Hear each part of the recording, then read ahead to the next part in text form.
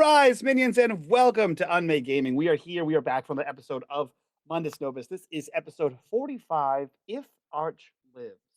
I'm sure that's a reference that everyone remembers from however long ago it was we played last. But that's neither here nor there. What is here and there is our Patreon. If you guys like what we do here and you want to support the channel, join us over on our Patreon. Do all that fun stuff. I know I've been doing a cold open, but I don't have a cold open right now because we ended in a spot where you guys have to figure out what to do next. So we're going back to the original opening for a second. So if you like what we do here, support us over on Patreon, link in the description down below, join us on Discord, all that fun stuff. And I will turn it over to me to quickly do the previously on Mundus Novus. The investigators returned to San Lumiere, comparing notes on New Orleans' growing mystery of the return, while discovering the phenomenon extends beyond anything they've previously encountered.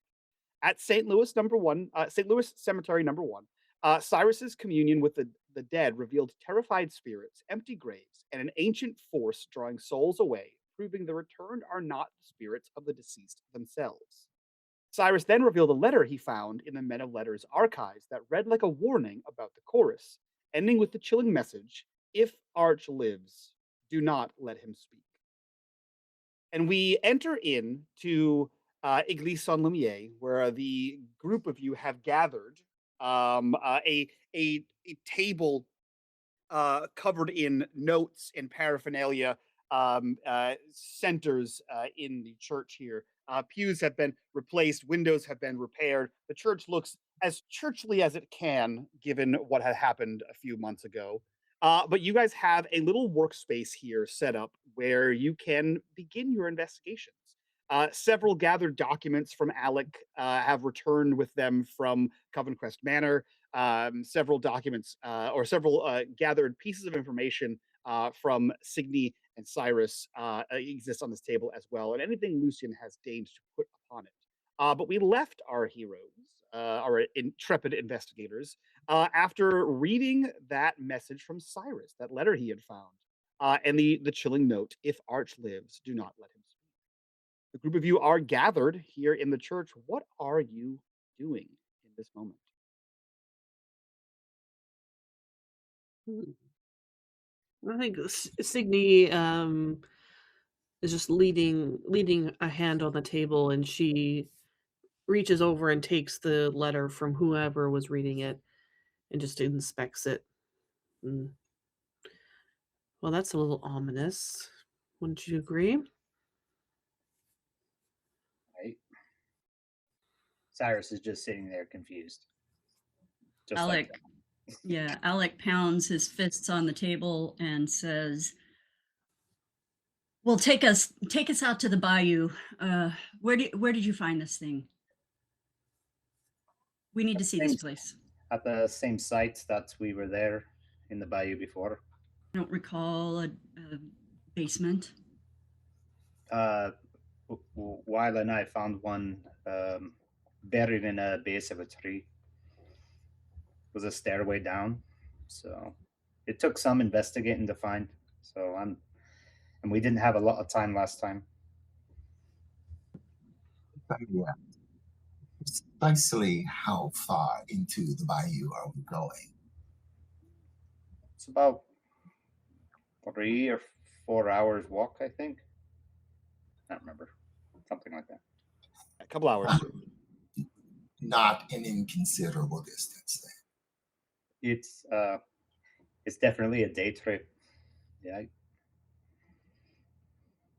What time of the day is it, Mike? It's probably late afternoon. There was a rainstorm, so you know the bayou is going to be nice and flooded, nice and mucky and nasty. Pretty boggy down there, and it is probably on the middle side of late afternoon. So not quite dinner, but well past lunch. Can you remind me, Mike? I can't remember all the conversation, but Yeah. if you remember, were we talking about doing anything other than investigating the basement again, or had we even spoken of that? You had not. You had not.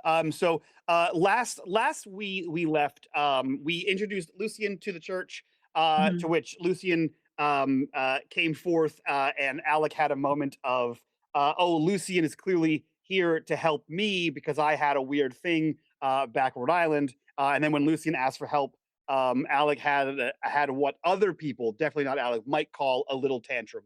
And then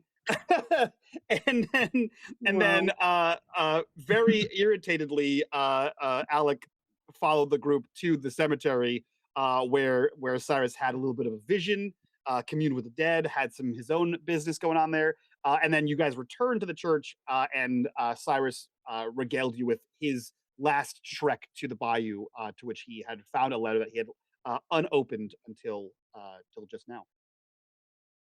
And that's also when Alec shared all their information. Yes, with the records in the basement, the wall, excuse me, and the gramophone. Yeah, I don't recall all the nuance of all the clues right now. Do y'all remember if we were going to do anything other than go to the bayou? For whatever reason, that stuck in my head that we were going to go to the bayou. Yeah, other than possibly going to the bayou, that was the only thing that we had, I guess, going on, because I don't think there's anything there other than the cemetery. There's no other locations that we have. I think we were looking for further clues to see if there's something else out there, given that is also where the spirits are going. And oh, right, the spirits are going there. Yeah. so, But it might be best to go tomorrow morning. I don't know if we want to be going at night. well, I don't think it's not safe for us to go at night. We should go in the morning. I'm not sure if it's safe for us to wait. Well, I don't think one more day will hurt, and at this point. I like how you think, Lucien.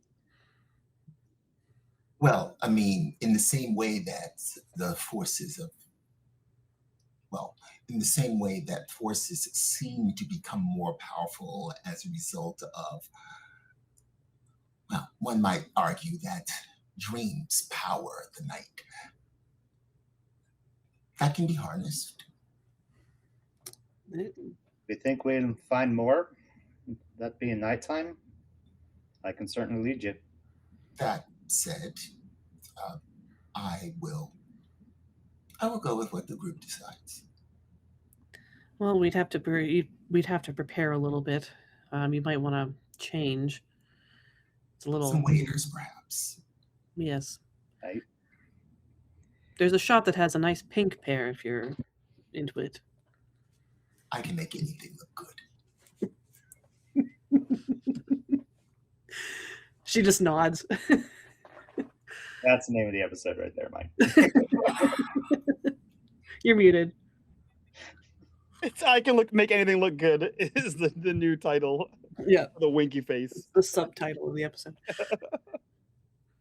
Well, in that case, perhaps we should adjourn for an hour, gather our tools, and a weapon or two, perhaps. That might be wise, though. Cyrus, you didn't encounter anything when you and Wyla went, did you? Not when we went, no. Other than mosquitoes? Well, certainly plenty of those. But we have been out there when there were wolves about, which is not something I'd like to repeat. So, What's the moon phase right now, Mike? It's not full. Okay. we're probably Not all that right. not that that stopped you before. No. Yeah. So we had a little bit of a montage here, I think. I'm just gonna go in order of what's on the screen here. Why don't we start with G? What does your montage look like as you prepare for the bayou? Well, Signe is going to return to her hotel room, and I'm assuming she's going to be going with Alec. If Melissa wants to get in on that, because also Alec doesn't have any clothing. Yeah, so I think like Alec's montage. So if we want to do Alec's montage first, Alec looks around, sees no clothing, bags. And Oops. then instead of saying anything, just waves everyone off and paces and leans over the table, very closely, and is reading and reviewing and running fingers through his hair, and in general very agitated through the next hour. Now, I do have a question. It's would not be unheard of. Did you continue paying for your hotel room while you were gone for 6 months?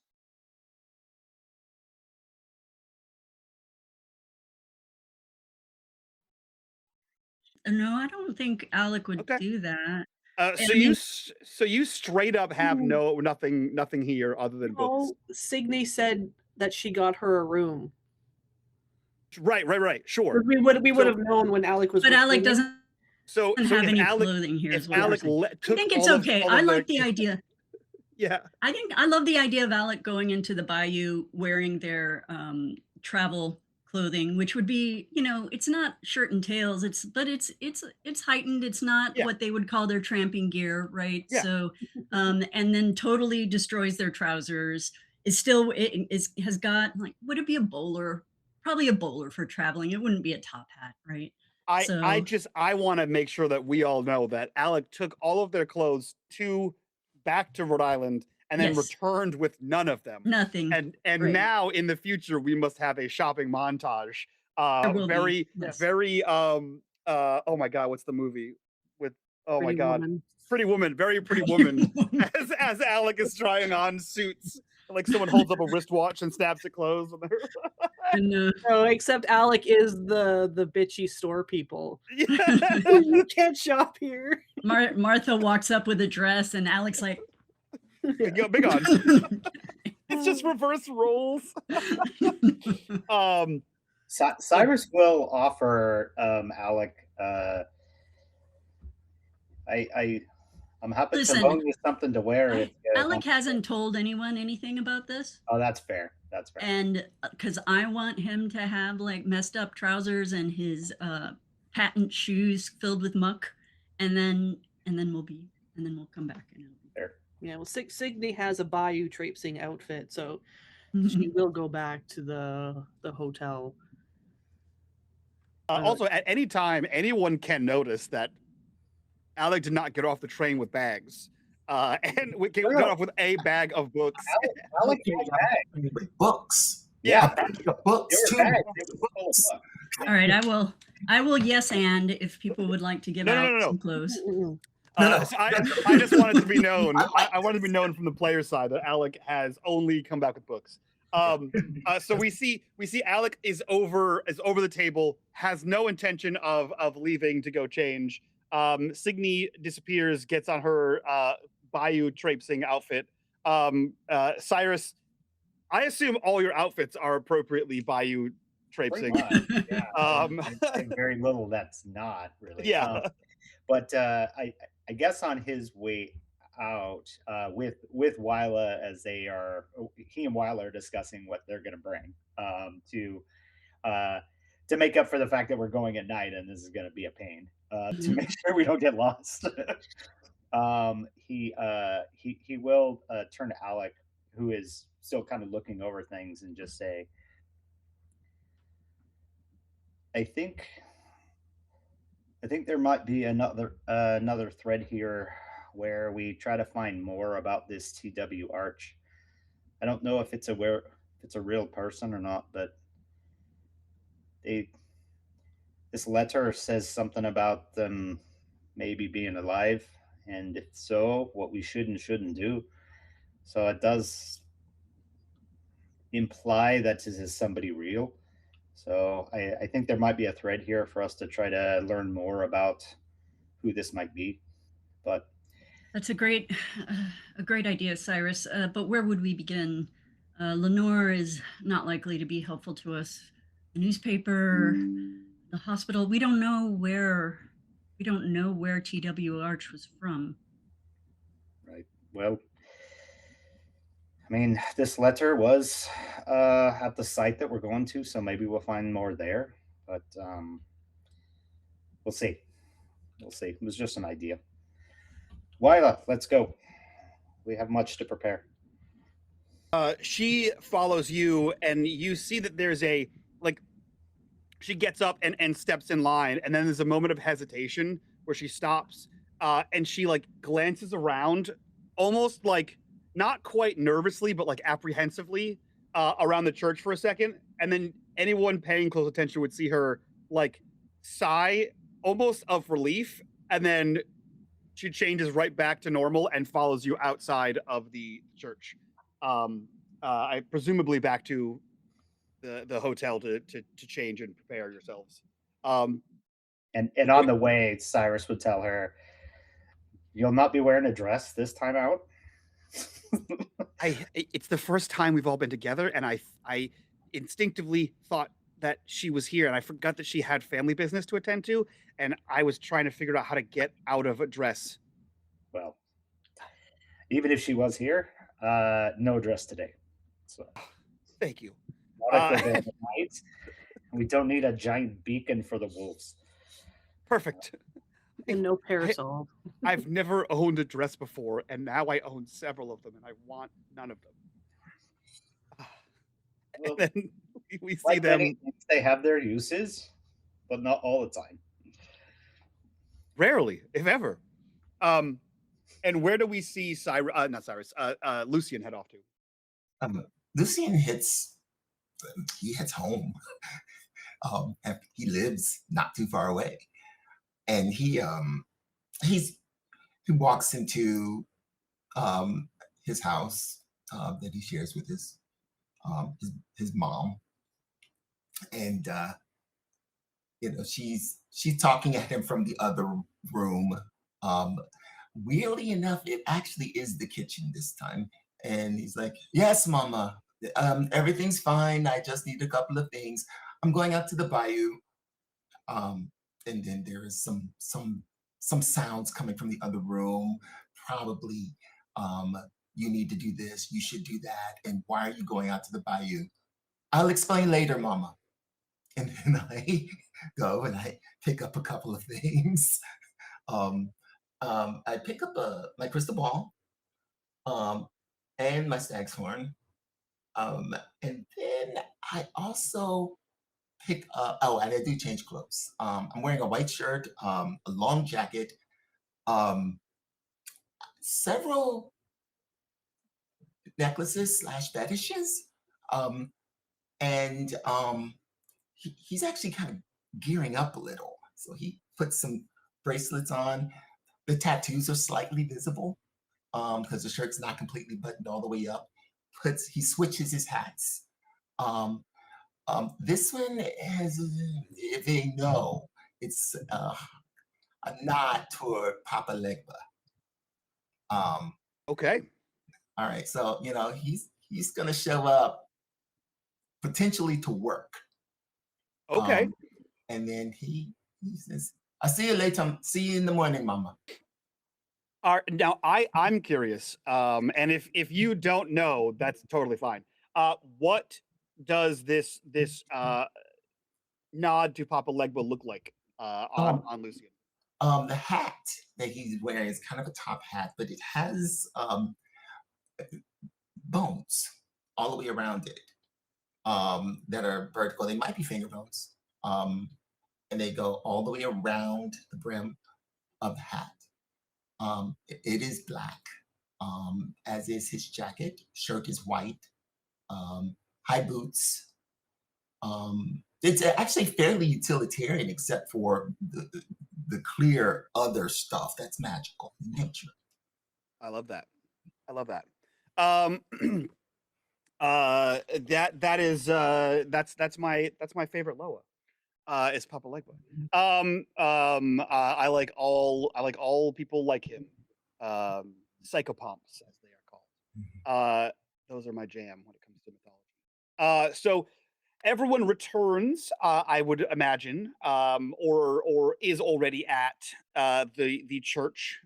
We see Lucien in a completely different outfit. We see Cyrus and Wyla and Signe in more of a outdoorsman's gear, pants, Tall thick, boots, tall like boots, thicker pants tucked clothing. into the boots. Yeah. And The church we head out of the church and we see a we see this odds and ends almost group of people. Most of them have grown to know each other's talents and skills and foibles. But from the outside, it looks like a mishmash group of people. As they head down the road and out of New Orleans proper. Um, we cut into the bayou. The water is higher than you'd like it to be. Not anywhere like knee high, but it's definitely ankle high at certain places. I'm sure Alec is not enjoying themselves here in this. You can see, I always forget the name of those, but those trees that have like the big like root nests at the bottom, the water is sort of like milling about between those. You can hear the loud sound of like cicadas and like crickets. You can hear the occasional howl in the bayou that cuts through the air. And the only other sound other than the sounds of nature is the sounds of you sloshing and mucking your way. By the time you arrive at the ruins of the Men of Letters chapter house, it is nightfall. Night has settled over the bayou. And as you got closer and closer, the sounds started to die down. Cicadas seemed further away. The crickets seemed quieter. The frogs almost absent. By the time you make it to the ruins, all of those sounds have stopped, other than the sounds of slightly lapping water. Your lantern flickers as you travel through here. Even despite being trapped in glass, it still waves as though it is a cold wind blows across it. And you have made your way to the foundations of the chapter house. They're exactly how you left them. Nothing seems off. Everything is where you put it. And Cyrus can roll me a vigilance, I think. Let me double check. Might be vigilance or might be observation. I which one? Which one you want? Vigilance. Vigilance. All right. Yes, vigilance, and you'll get a bonus for Wyla. 1. Got it. Okay. 1 bonus, 7 dice. 2. All right. Starting strong. Love it. Cyrus, it hasn't been long since you've been here, and everything is exactly how you left it. However, you see a set of footprints. You did not leave those. Those seem fresh. At least fresh in the past couple of days. The wetness on them, they're higher up, so they're not like flooded, but the moisture on them makes it hard to detect exactly how long they were. However, as you look at these, there is a concern maybe, a feeling, a strangeness. You know they're not yours. You know they're not Wyla's. And you know they're not an animal. And you know they're not yours or Wyla's. Because while they are, in fact, humanoid, they are barefooted. And you wouldn't be caught dead out here in bare feet. It is dangerous. It is probably hazardous. But you see there are a set of barefooted footprints that sort of like amble around the foundations, like the interior foundations where you guys had found that like keystone. You see that there are a part of the footprints, they kind of walk in a circle. There are part that just sort of amble around the outside of the circle. They seem to like go in and out of like where the stairs would be, like down the foundations towards where the water line is now.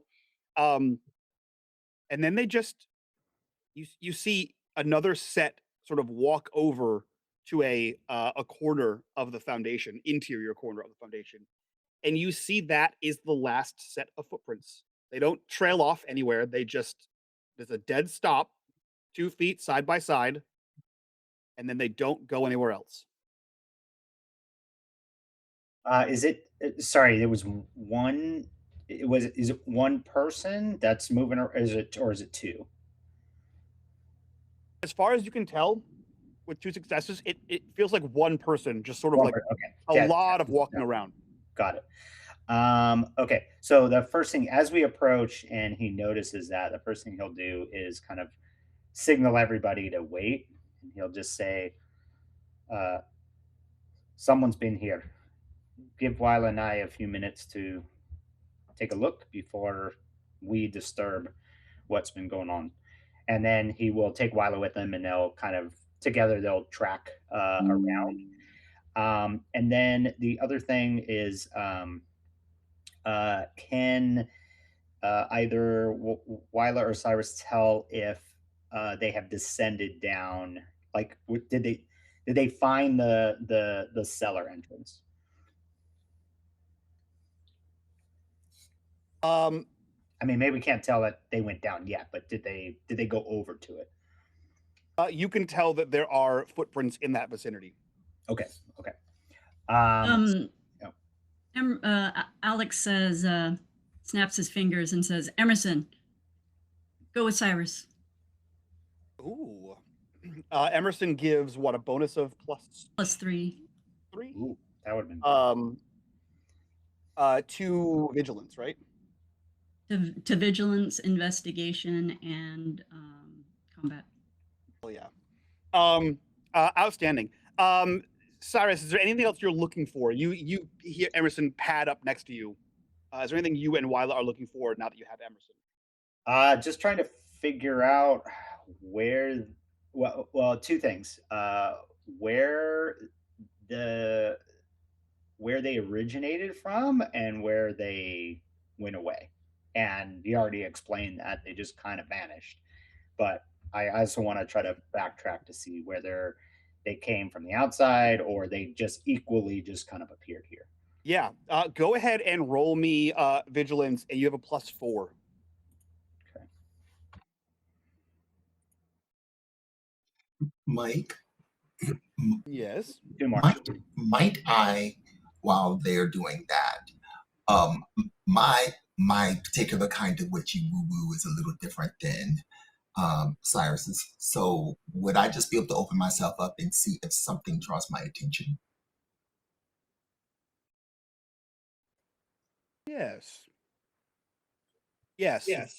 I will get back to yours in a moment.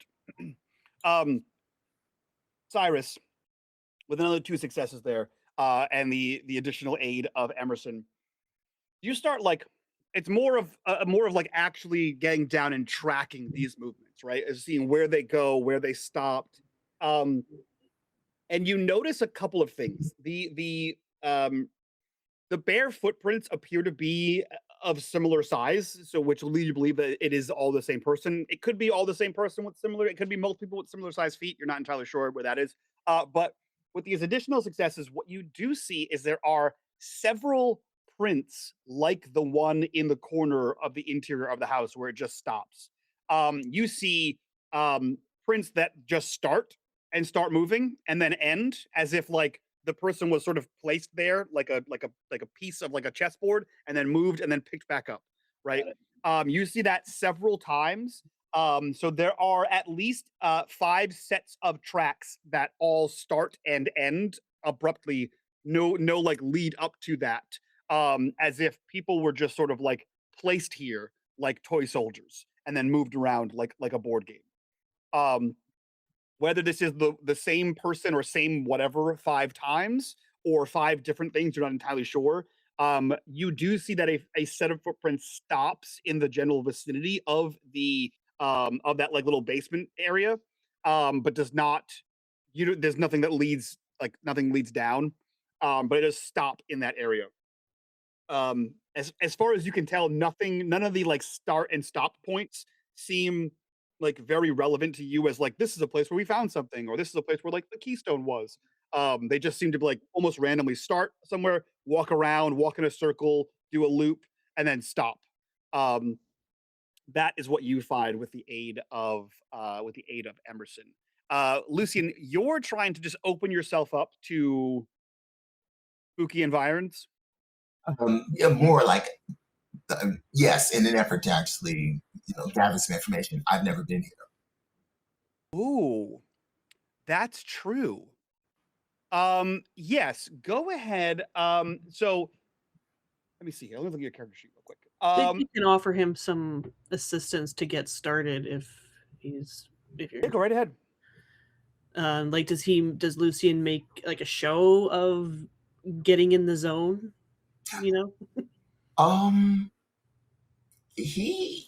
It's nothing really overt, but he does kind of off. He kind of quietly says, because actually it's me and Signe and Alec who are still standing back, and I say, "Is there any activity here that you might have noticed, or?" Not me. Well, I don't experience things the way you and Cyrus do, but last time I was here, I guess you could say I did. I usually dream, but I was obviously awake last time. She puts her hand on his arm and she points. Come over here with me. Cyrus was able to determine this, and she walks over and she leads Lucien to I think it was described as like a post or a specific point on the wall. And this is where Eddie the Raven hunkered down and took a nap. And then Cyrus was able to determine that's the convergent point of the ley lines. That is true. So she will point that point out. It's like the ley lines converge in this spot here. Lucien walks over, reaches out, touches the post, looks down, looks up at the sky, and opens up. Now, are you trying to use your medium talent, or are you just trying to use observation and like catch a vibe for what's going on? Medium talent on a ley line. Is that wise? No.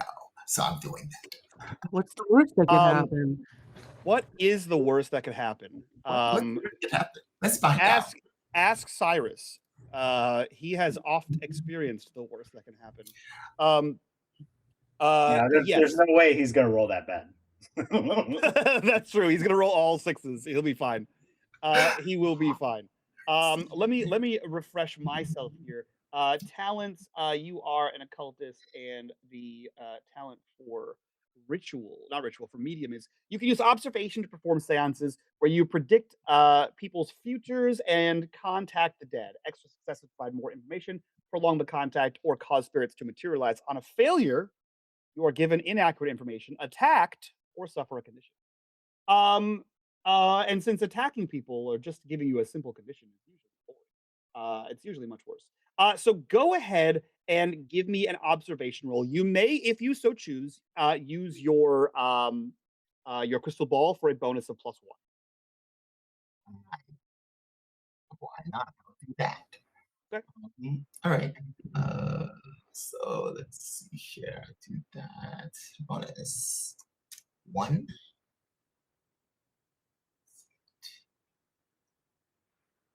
Ignore conditions. I have no conditions. Cyrus, you were right. John, you predicted it perfectly. You stand here in the center of a nexus of energy. Um, you who are innately attuned to New Orleans. There is a you are a product of New Orleans. You have been taught in the ways of New Orleans. Your ancestors are here. There is a power in you. There is something else in you as well, but we'll deal with that later. You are intrinsically tied here. And the ley lines, despite running all across the world, are bundled together here in a little nest and therefore have a little bit more power here in New Orleans. You stand at this fulcrum of energy and open yourself up to see what happens. What does it look like as you stand there? Are you in a specific position? Are your eyes closed, open? Are you reciting anything? Um, the flavor of Lucien's magic is significantly different from Cyrus's. Hmm. Lucien, he stands still. You can see his whole body trembles. And then he opens his eyes, and all you see are the whites of his eyes. His pupils and irises are not visible anymore. And then he starts to whisper. And it's sort of, it's in French, but it's almost guttural. And it's a prayer, actually, of revelation from Papa Legba, who inhabits the crossroads of spirituality for the voodoo practice. And he is letting Papa Legba reveal what needs to be seen here.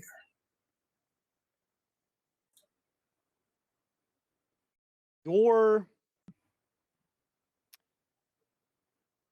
nostrils flare, and there is a smell of tobacco. If you've ever been in a cigar lounge where the clouds of tobacco smoke sort of mill together in a heady overcast of tobacco smoke, where it's almost where it sort of overpowers the senses, where you're getting these notes of vanilla, these notes of chocolate, these different scents sort of overload to a point where it can be hard to focus. You feel that. You feel that sort of lightheadedness, almost as if you are experiencing hypoxia, where you're not getting enough oxygen to the brain. And as you breathe that in, there are notes of sandalwood and deeper notes of vanilla, and there's almost a burning sensation on the back of your throat. And you realize, mixed with the smell of tobacco, you're getting hints of banana, and you can feel this liquid in your throat, and you feel as though you have taken a swig of rum. And then you hear the sound of dogs in the distance, the sound of panting, the sound of barking, the sound of growling. And as we see externally, we see Lucien standing there, the whites of his eyes. Lucien, you see before you not the bayou as you recall it, not the foundational ruins of a building, of a once large, probably like a mansion, a small mansion. You see a a dirt road, a dirt path. You see trees, long hanging branches, leaves cascading down before you, and standing in front of you, maybe about 10 paces, you see a dark skinned, elderly man. He is leaning, not heavily, but leaning nonetheless on a staff, a walking stick. Um, it seems to be like just like a kind of gnarly old piece of wood. And you see that beside him on the ground is a small brown jug, and pluming out from the front of his face is a pipe that he is smoking. And you can see almost as though there is a ceiling where this smoke plumes out far too much than should be there, and just sort of like hits a layer and just sort of mills about above him. What do you do? I turn and I give a formal bow because Papa Lepa, I did not expect you to.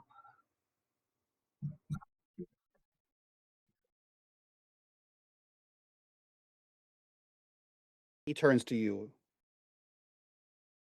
kind of gives you the up and the down, and he steps towards you. And as you watch him take his first few steps, almost as if like forming from the sort of billowing clouds of smoke around him, you see two of these dogs just form as he's in stride. They form on either side of him. Large black and brown dogs. Um, their their head is probably base of his ribs, as he walks, and they follow in stride. He looks to you and says, "You have called upon me. Who else did you expect?"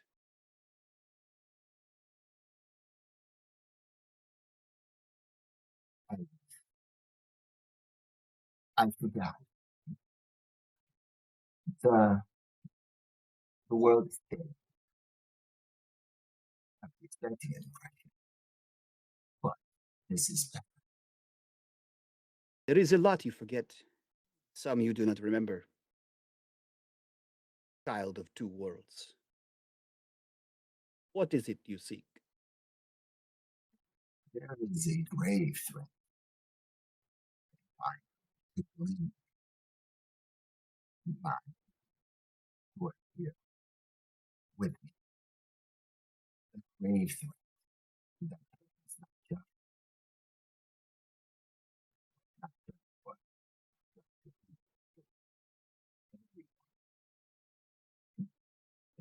it is not, but it involves this place, this building, and these, they say, need knowledge that we can understand.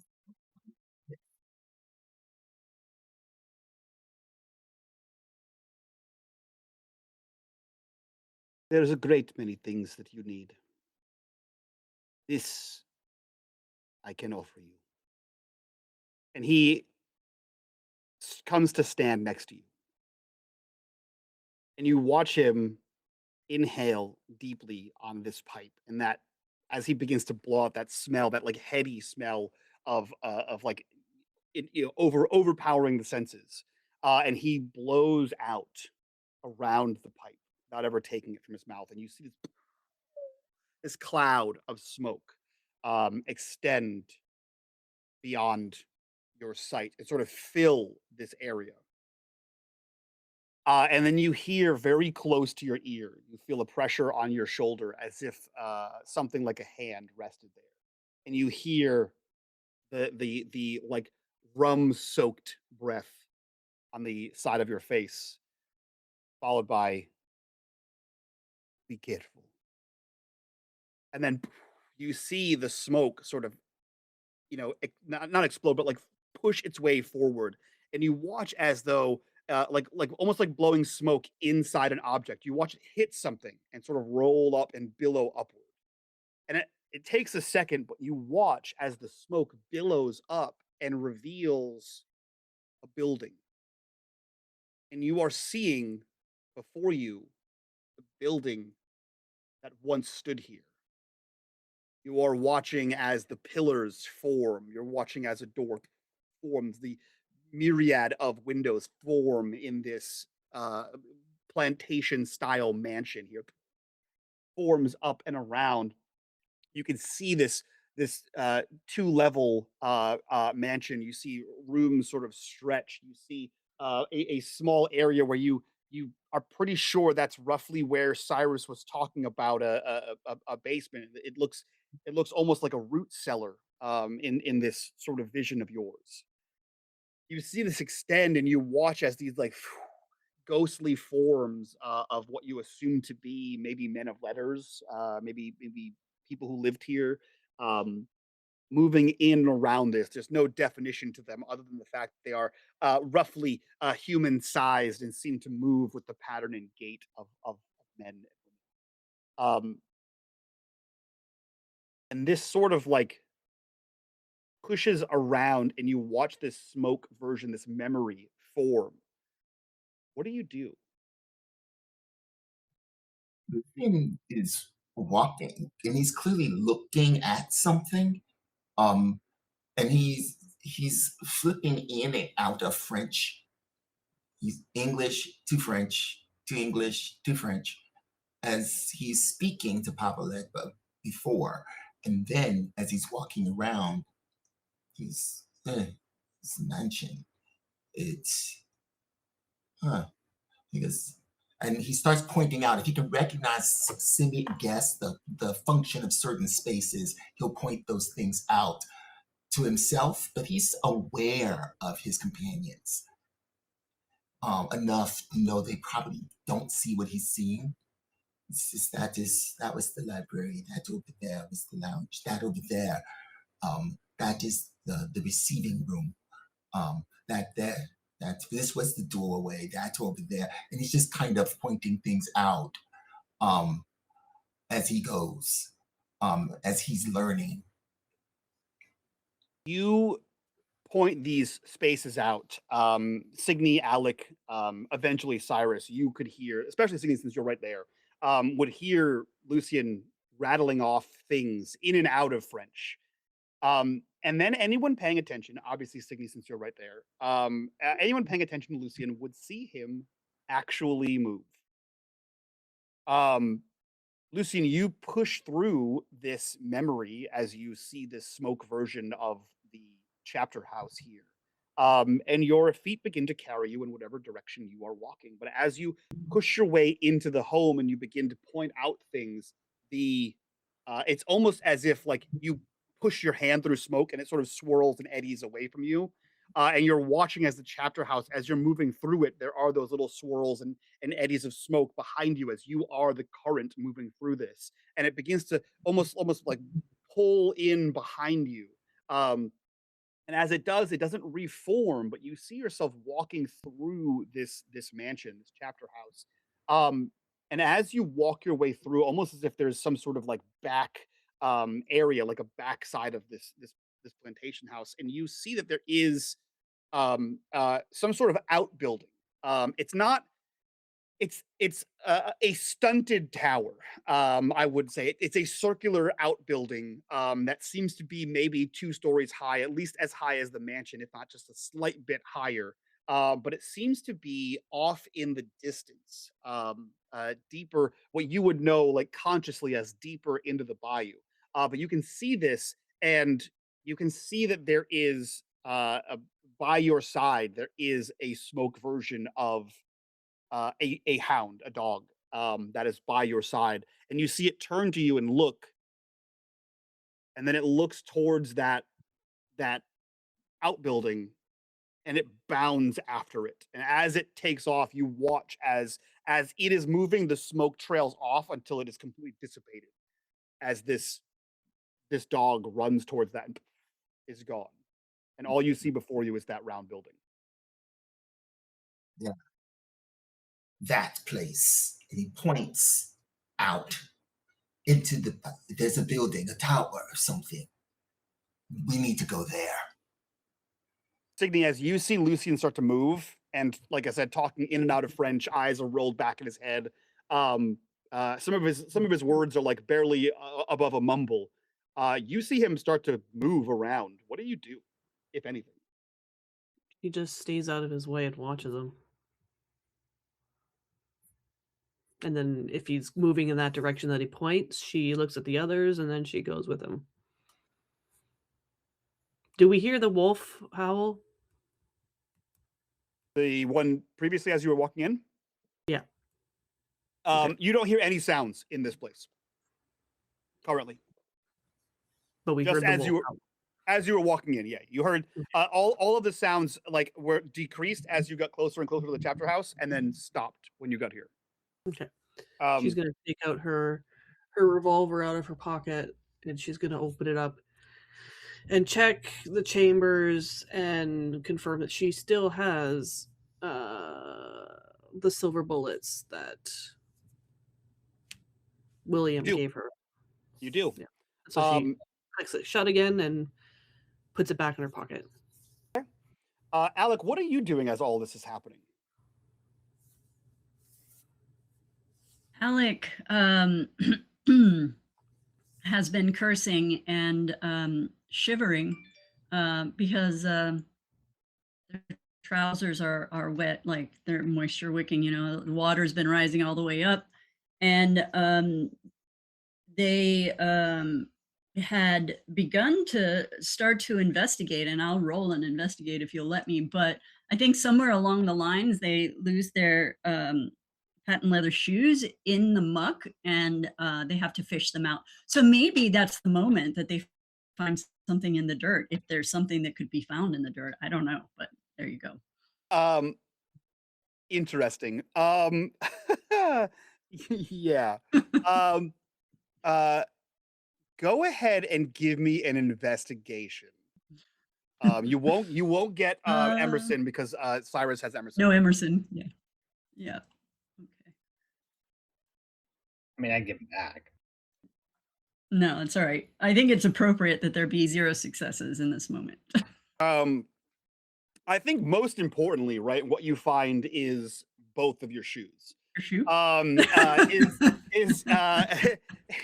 Is you're able to find and retrieve both of your shoes. And I think as you are like as best you can, right, like demucking your shoes before potentially putting them back on. I think that's when you see that like Lucien is starting to wander away, and you see like Signe like spin the revolver, click it back into place, pocket it, and then proceed after Lucien. They appear to be moving away from the house. Yeah, Cyrus, so then Alec curses and is pulling a shoe on, but trying to move forward at the same time. And so kind of hopping forward on one foot while getting the rest of the shoe on, and headed in that direction. I'm absolutely here for the most inelegant version of Alec we've ever seen in nearly 5 years of running this game. The idea of Alec bedraggled by the elements and putting a muck covered shoe on as they hop through a bayou is the best. That's artwork worthy. It's the most disgruntled Alex we've ever seen. I think it's appropriate that Alec blame Lucien for this. Cyrus, as this is happening, what are you and Wyla doing? Well, I think as we're kind of wrapping up our following the breadcrumbs, he is aware that people are starting to move around, and he's like, okay. His first instinct is, I told everybody to stay put, to not corrupt the crime scene kind of thing, but he's like, we've seen it, like basically we got enough of this, like pretty good idea of what's been going on. And then he will I guess as he sees them start to wander off, he will just turn to Wyla and say, I think we have what we need here. Go keep an eye on the others. I'll be right there. And he kneels down, and he gives Emerson a nice little scratch behind the ear, and just says, "Excellently done. Well done, young pup. Come on, let's go join your master now. Go go help her. She looks like she needs it. Kind of like gestures Yeah. off, and then we'll follow the others. So everyone sort of re-centers and focuses on Signe and Lucien. Signe, you can see that Lucien is walking, is pointing and walking in a direction. And And with his referring- eyes, is he like in a trance? His eyes are white. Okay, so she's like also gonna make sure he's not gonna like trip into like a sinkhole or something. So Yeah, she- and that's what I was gonna say is you watch as he's pointing toward and referring to something that is absolutely not there. Saying that we have to go to that building and there's nothing there. There's trees and more bayou. And you can tell that he is walking straight forward in the direction he's pointing with purpose. However, you know that precariously a few feet in front of him, the foundation ends and the ground has receded since then, and he will in fact eat shit if he continues to walk forward. He'll drop about 1.5 feet, 2 feet into the ground. He'll be fine, but it will be embarrassing and hurt a little bit.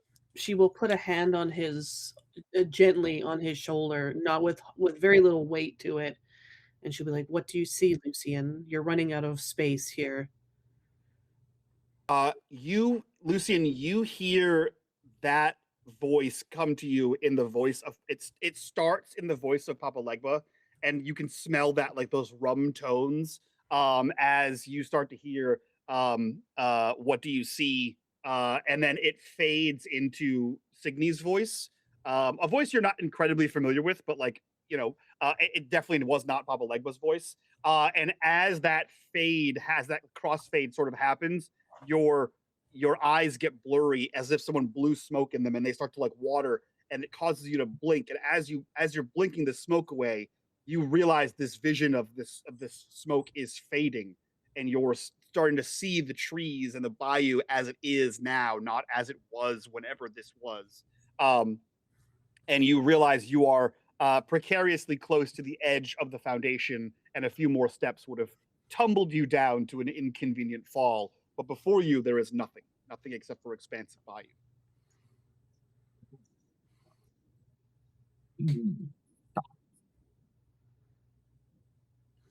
Looks around, then looks at Signe.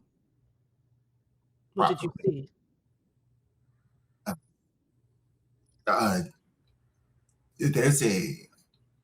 There's a building that way, or what was a building. Okay, It's all strange. It's overlapped. we'll go investigate. And she He looks around like he didn't know he moved. and she motions to like the drop offs, like, Thank you. and she will motion back to the others. Lucien thinks there's something over here. More accurately, Papa Legba is certain there's something over there. Well, how often Cyrus, is he wrong? Cyrus will share. I don't know that we're alone here. There's the tracks we were following. Someone's barefoot. They don't appear to be, well, let's just say they appear to be of the supernatural, because they're popping in and out and they're not moving from place to place. So we should just be awares and keep our wits about us. I don't Can you see tell any how reason long? why we might be in danger, but we should be careful. Can you tell how long ago, like how old the prints are? Days. It's difficult with we'll just say as wet as it is around here, which Alec well knows now. But yeah, I'd say at least a couple of days. So it's not all the time, but it definitely is not natural. She takes out her revolver. Lead the way, Lucien. I nod. It's this way, and he kind of takes the lead going forward. I guess trail breaking, as it were. You head through the bayou, an approximate distance equivalent to what you had seen in your vision. Um, Unfortunately, there is no building that is cropping up in the area. But anyone who would like to can give me an investigation check. I certainly will. Let's get bad rolls out of the way. Wow. Ooh. Yeah. All righty. Wow, even I got one. My Right, investigation tired. is not great. Hopefully we found some stuff. Um, Do that. Turns So is out that- when Alec is pissed, they're they're hyper focused. Well, I imagine Alec is now standing on the foundation instead of in the muck. Yeah. Found the one spot. Yeah, I don't disagree. Well, now that so- Alex got Emerson back, then Yes. Yeah. They feel more at home. So It's probably disoriented. yeah, I think so. You collectively make your way over in the direction that Lucien is sort of pointing at, is guiding you at.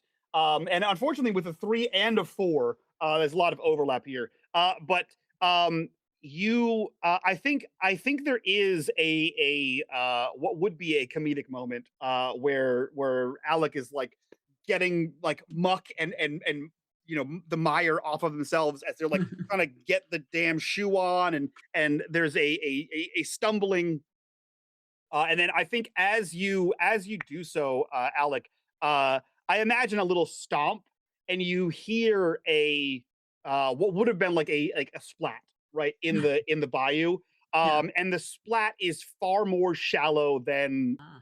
would have been anticipated. And then so And you another hop to test the sound then. Yeah, and you hear this like very shallow splat, and you realize that you are standing on hard ground.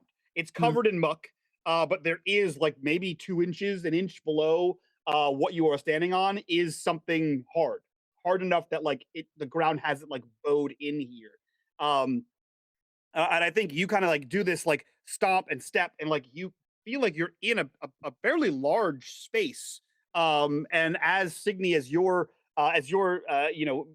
had been guiding Lucien for a second, sort of following him and watching him, you see that there are a couple of stones that resemble the foundation of the chapter house. You see a few of them are like sort of piecemeal and just sort of like lumped together on the ground. You see another like what would have been like a section of brick maybe kind of buried under moss and detritus, and you realize you're seeing fragments of a building, much like you saw fragments of the building when you had first gone to the chapter house. And you realize that as you see Alex sort of moving around, you see a couple of these foundational stones near where Alec is, and if you're not mistaken, you could probably trace them out and form a circle. Yeah, there was a building here at some point, A circular building? a circular building, Like a tower or like a like a tower. Hmm. Yeah, so they'll walk it out, get a Uh, perimeter. It seems pretty sizable. If it were a squared building, it's probably 15 by 15 foot wide. So larger than your typical master bedroom, I would say. But you see this circular, and there are like breaks in the foundational stones as if this tower also collapsed. But you see a circular foundation covered in muck. But everywhere you walk on the center of it, Alec, if you continue to like walk out the center of it, it appears to be solid. Like you can thump on this thing, and there appears to be a floor here, all covered in mud and bayou, but there appears to be a floor here. Alec will not kneel down, but will hunker down on their heels and kind of like push the muck back. Is this is this stone that we're looking at? It is stone. As you begin to push this back, as you can kind of like sweep, um, how in there are you getting, Alec? I think Alec is at a state of grumpily giving up with exasperation and has won't take off their coat because it's still everything's mud, but will fold up the sleeves and really start to push everything back.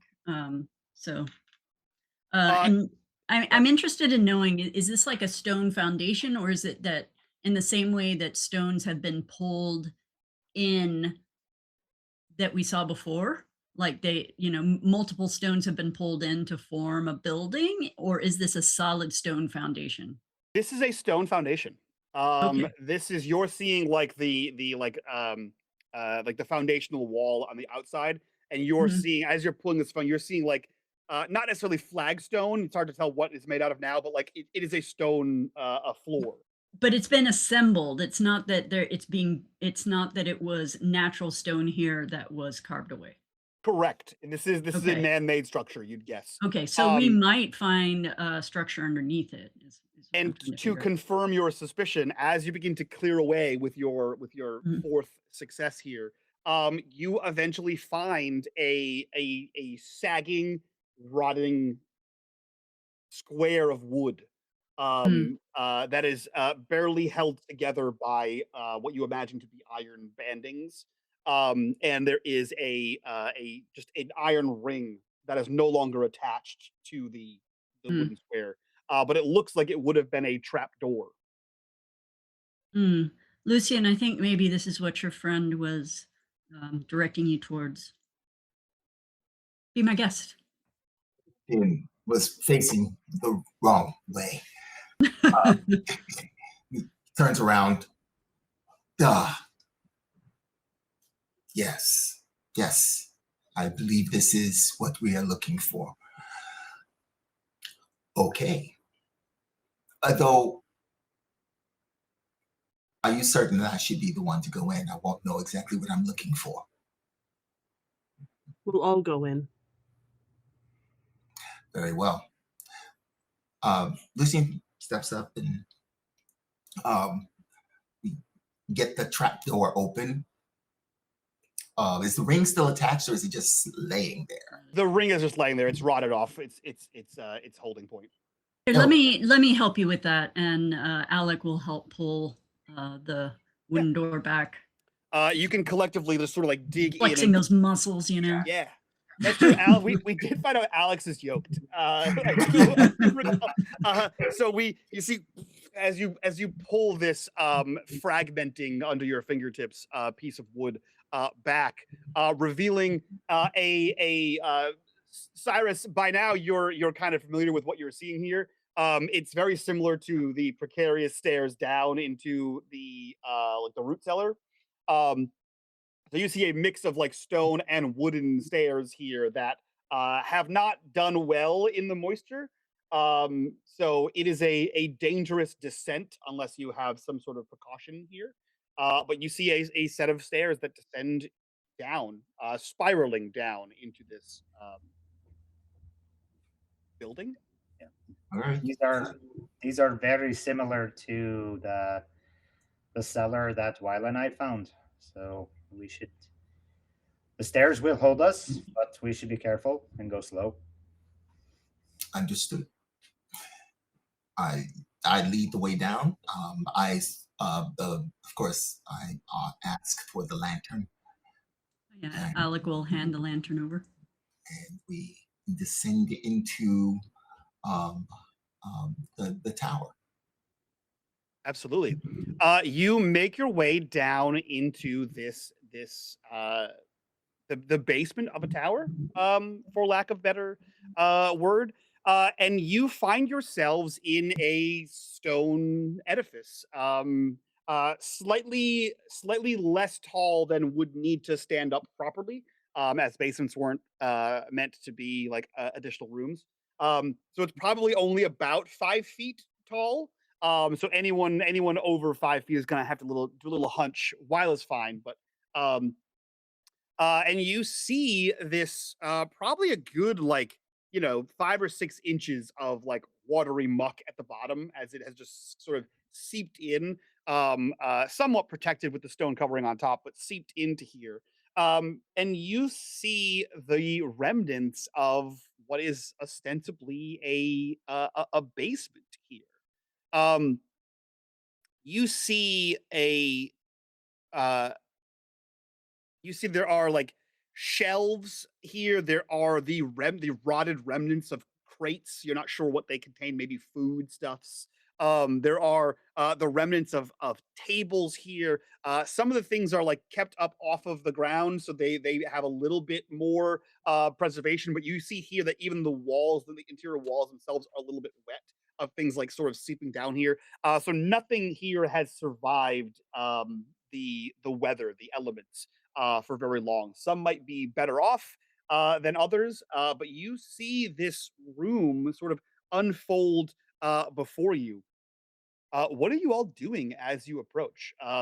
There's actually a spot on the ceiling, whether you trust it or not, but there is a rusted hook in the ceiling that one could hang a lantern from.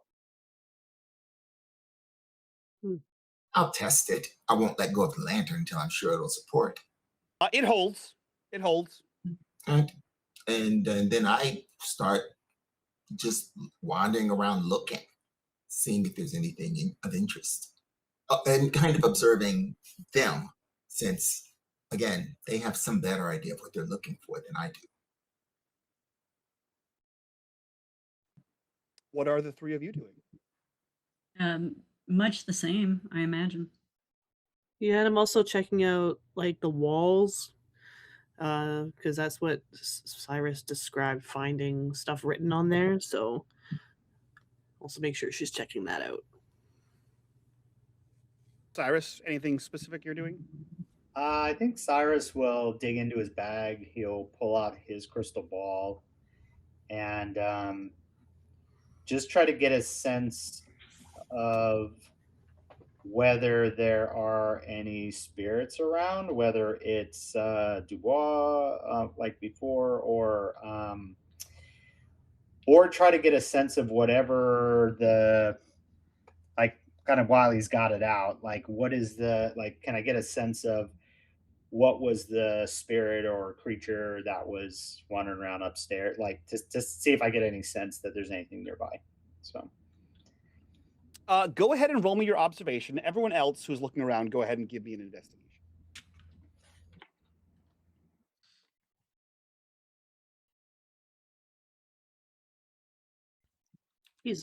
I'm zoomed up. Ha ha ha. 1 for me. Damn. 2 for me. And appropriately nothing for Lucien. He has other sight. That's true.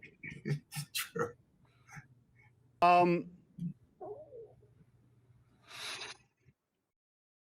Cyrus. Well done, Alec. Yeah, right. On fire. Far more clues will be given today than I expected. Cyrus, as you gaze into the orb,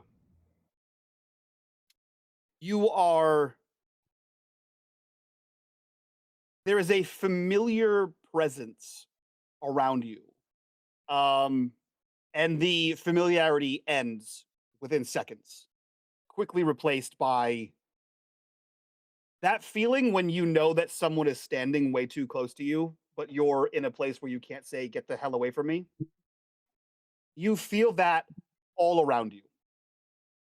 And it at first it was like, oh, the crew, the friends I've made along the way, the family that I've grown accustomed to have returned and are embracing me in this moment. And then that feeling is replaced with that sort of like, oh, I wish you were further away from me. And you realize that there is an oppressive amount of presence here in this place. And while you look around through the orb and you try to like angle and see what there is to see, you're not getting the reflections of people you know, or frankly, the reflections of anyone in your crystal ball. You feel the weight, you feel the presence, you feel this pressing in, this almost like spiritual pressure pushing in on you. And then you begin to hear it. At first, it starts as wind. Or at least that's what your brain says it is wind. Wind through the cracks in the foundation above you, wind through whistling over the hole in the foundation, much like someone in the back country would whistle over a jug. You hear this shallow sort of hum, and then it rises. In the tone becomes sharper. Um, it becomes more akin to a hiss, and then you hear a second, a third, a tenth, a 20th. The hiss becomes overpowering, and as you're trying to struggle through and like parse out what's happening, you realize you're not hearing a hiss, you're not hearing wind, you're not hearing breath over the hole in a century old ruin. You're hearing whispers. You're hearing hundreds of whispers overlapping and overlaying each other to a point where the whispers have risen to a cacophonous volume and you can't actually make out what anything is saying here. But there is something being said here. There is something that feels powerful in here, that feels like if you could just reach out and grab it, you would hold on to something more. Whether that more is stronger, is more illicit, is more whatever it is. If you could reach out and grasp whatever this is, you would have power or knowledge untold. And you feel these whispers layering and layering and layering, and they keep growing and growing and growing in volume. And then you look again to the orb, and you can't help but feel a feeling that almost washes away the sound. It draws so much of your focus. You're being watched. The hair on the back of your neck stands. And whether you drop the crystal ball or not is entirely up to you, but something is looking back at you. Yeah, 100% he drops it. Like that's what's in my head anyway. Yeah, so he drops a crystal ball and just kind of not to anybody in particular and just slightly louder than a whisper will just say, the souls are all around us and we're being watched right now. I need you to roll me. Ooh. I need you to roll me physique. Just straight physique. Just straight up physique. Okay. Watched by Yeah. watched by who? Cyrus, before you're able to really answer anything, you get the words out. We're being watched. There are tattoos covering a large portion of your body. Some of them are from the time where you were a sailor. Some of the time were from when you were just a spry youth doing something cool. But a great many of them are wardings. Yep. They are protections. They are symbols of the occult that you have learned and studied and attuned to over the years. And they begin to burn. You feel as if it is the first day of this tattoo, the pain of needles pressing into you. You feel this heat almost rise off your body in probably every place that there is a symbol of protection on you. You feel pain. It feels as though this is not a tattoo. In fact, this is a brand being pressed into you. You have never felt this before in all of your years, to a point where like there's a little thought in the back of your mind that says these are just kind of for show and maybe they don't actually do anything. Right? Anything. Yeah. There is a moment here where there is a 50-50 chance in your mind that says I've made a grave error, or they work so good. As your whole body is sort of racked with this hot pain as it sears into you. What do you do? Cyrus he kneels down, so he basically kind of falls to one knee, and he just kind of him being him, he just kind of grimaces through the pain to see if it's going to get worse, stay the same, like that sort of thing. And if it continues to get worse, his thought is he needs to leave. But if he can kind of just grit through it, he's just gonna stay for the moment. Okay. So you would see him drop the ball, say we're being watched, and then he sinks to a knee. Signe would rush to his side. He's clearly in pain, but he's Crouch next also to him. clearly trying to suppress it. So Signe, What's what happening? do you do?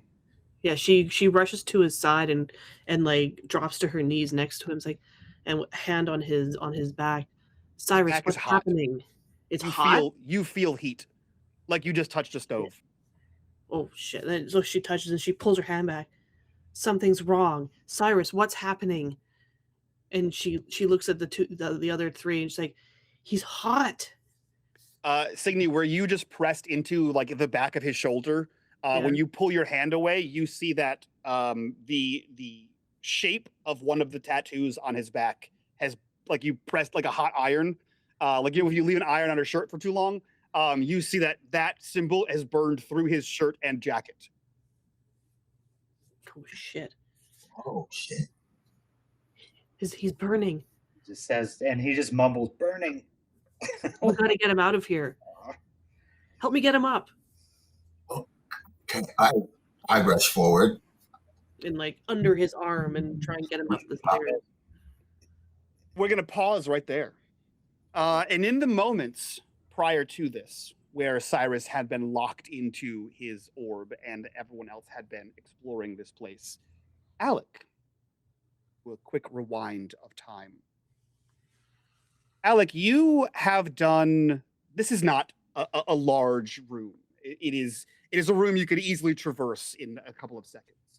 It is circular, and you kind of trace around the outside, looking for, frankly, whatever there is to find here, right?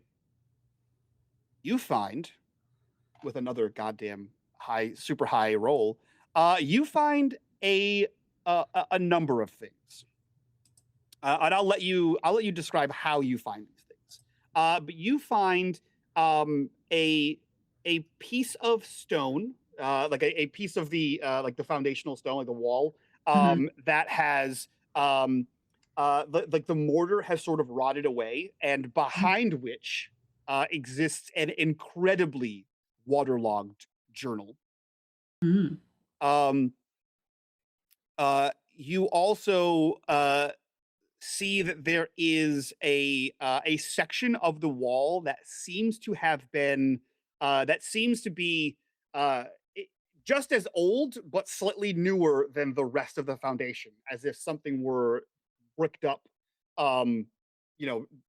several decades ago, perhaps 100 years ago. Something were bricked up over here. You also see that there are nearby that section of bricked up area. You also see the rotting remains of pickaxes and shovels and digging tools, as if perhaps this area were to be expanded underground in some capacity. It leads away from the house in the direction further deeper into the bayou. And then you also find actually, I think that is what you find with that success. What does it look like as you discover these locations? I think that the journal, Alec has been tracing the room, following with their fingertips and like pushing on things and peering closely, and Emerson right behind with sniffing at everything. And when they find the journal, they immediately pull out a handkerchief and they wrap that and they put that in their pocket. And then I think what you said is that the next, that it looked like a new path. Is that what you were saying? Yeah. So like a new. like imagine like a 100-year-old foundation, and a section of the foundation looks like it's maybe 90 years old. And there are Okay. digging tools nearby. Yeah. And so Alec is like looking at this and kind of picking at it with fingernails and trying to see how what this might be and whether or not it can be cleared as they're talking behind him, and eventually like and he's ignoring them, and eventually like it's clear that Signe is saying something, and she's like, he's hot, and it's like, and Alec kind of rolls his eyes and says, that must mean we're on the right track, and is still not looked back. So yeah, and it's still is that's it. That's where these three might be on their way out. Alec is still glued to Yeah. this foundation. You're fairly certain, Alec, that if One with sec. appropriate amount of pressure, so we'll pause for that for now. Oh, she's back. Sorry. So yeah, you're good. You're good. You're fairly certain that with the amount, an appropriate amount of effort, you could probably break down that wall. It would take you some time, and the tools here are pretty rotted and rusted. So you probably need like some fresh, like a pickaxe or a shovel, to smash this sledgehammer, to smash this wall down. But you're pretty sure that you could do that with a modicum of effort. And If you had the the right tools. pickaxe, like the tools that are around, they are too old, or we would need a new Old. one? Yeah, they are Yeah. completely rusted. The wood is rotting on them. You So we'll might get need something one else. mediocre swing out of them, and they would smash. Got it.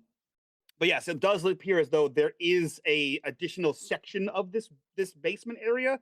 How far it goes, you're not sure how far they got, but for some reason, it appears to be bricked back, like someone bricked this area up after having destroyed it. What that means, you're not entirely sure. Signe and Lucien, same thing as before. Lucien, when Signe touched, as soon as if you touch anywhere where Cyrus has a symbol of protection on him from whatever religion, from whatever belief system, any of those are hot to the touch. Like less for you as a branding iron, but definitely like very hot. Like you touched kind of like a heated up stove. You can quickly get your hand off, but if you touch them, it burns right through the clothing. And as far as I'm aware, Cyrus is covered in a large number of these protective tattoos, unless John says otherwise. No, they're chest, back, shoulders, arms. Yeah, I mean lower body, less on the lower body. So you guys can get him out of here if you so choose to get him out of here. But it is precarious to one, get up those stairs, and also to like without risking burning yourself of these. Do you attempt to get him out?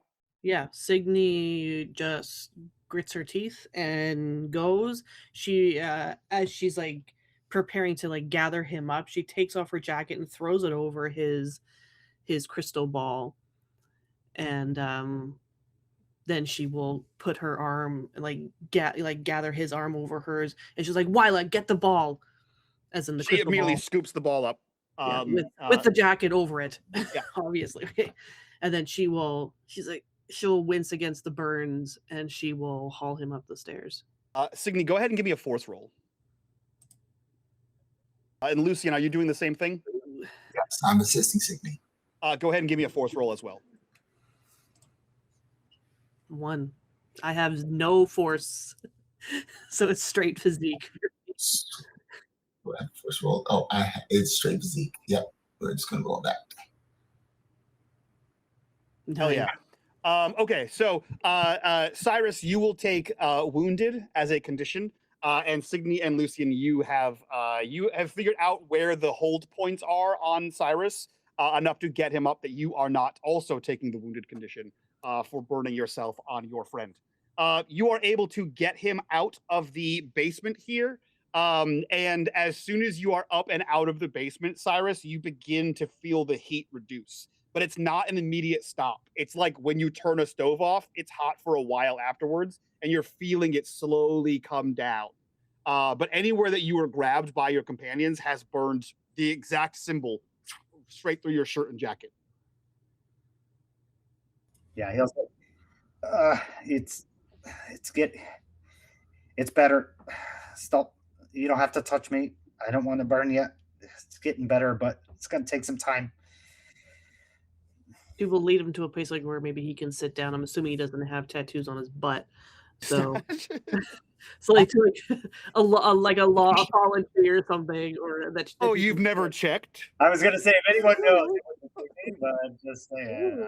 I'm not outing Cyrus in any way. Not for me. Hey, we're upstating. We are upstanding. So she, I mean, really, what, would you ignore that? Would you? yeah, He has So across she- his abs just says Hunter in his abs. the tramp stamp. Yeah, when he says he doesn't want to burn us, it's like, just be quiet and just move with us, and she will help him get to a spot where he can sit. I don't know about Hunter. On the hunt. I like that one. On the hunt. Yeah. The tramp stamp would be an anchor with like rope coming out of the sides. Like a rope tribal. So the three of you and Wyla follows, holding like she's like almost like a bowling ball washer, right? Is holding the jacket and the crystal ball out because she's not, that's not her jam. She's actually a real life hunter. Magic-y woo stuff is definitely not her domain. So she's holding this crystal ball out and just sort of like deposits it near you, Cyrus, when Signe finally gets you sat down. And all of the whispering has stopped. All of the everything has stopped. And you're not feeling anything from the ball as it is deposited next to you. There's nothing remaining or a presence to be felt from that. She will crouch down and she ties up her coat like a haversack and like knots the sleeves. Yeah. We transition from the relative safety of Cyrus here to Alec, who is alone in a place of new knowledge. No one here to stop you from doing anything crazy. Alec, what are you doing here as your friends have left? I think Alec doesn't realize they're gone and he steps back and he puts his hands on his hips and he says, "I think we need a pickaxe." And then he pulls out his knife and he starts to chip away. Okay, roll me force.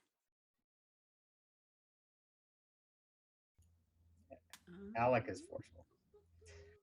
Alec is forceful. Unfortunately, I don't think Emerson can help.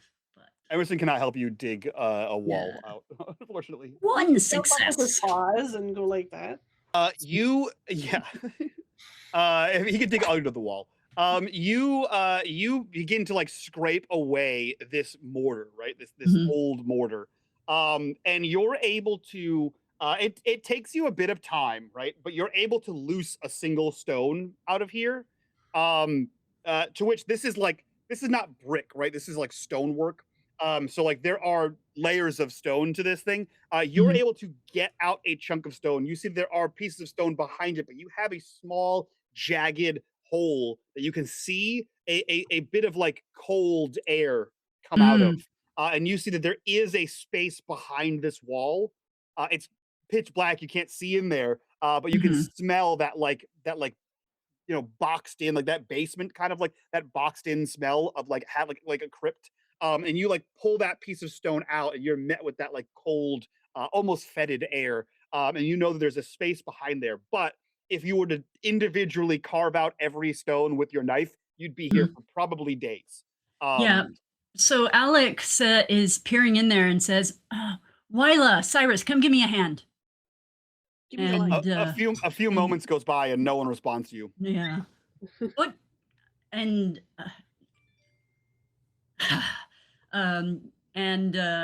stomps upstairs. "Where'd you go?" You guys would hear, "Where are you?" from the basement. You see the lantern still swinging on the hook up there. As you exit, Alec, you see that Cyrus is being sat down against the foundation, like back to the foundation.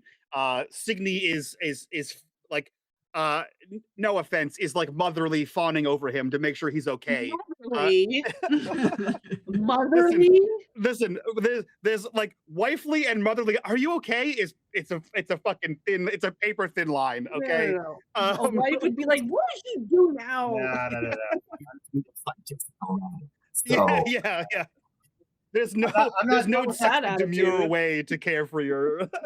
I'm not down with the mother thing. We'll do nurse. How about that? Yeah. Yeah. Nurse Oh, works. nurse. School teacher, School teacher. librarian. No, doesn't your sexy librarian come to check on you? Oh, buxom nurse is over there. Oh my God, are you okay? Perhaps some I have no medicine. medical training. For some reason, she should I get her elbows to touch.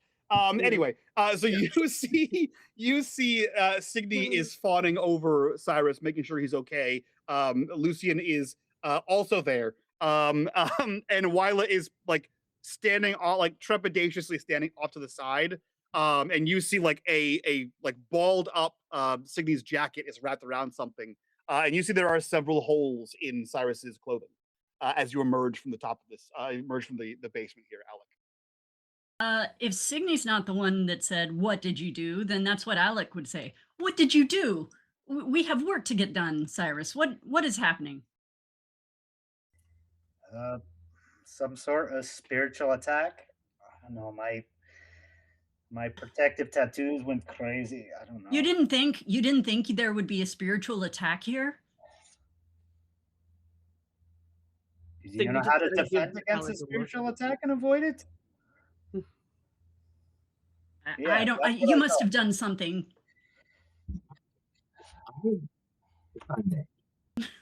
Please. I'm still burning. Let me take a look. I'm trained in medicine, incidentally.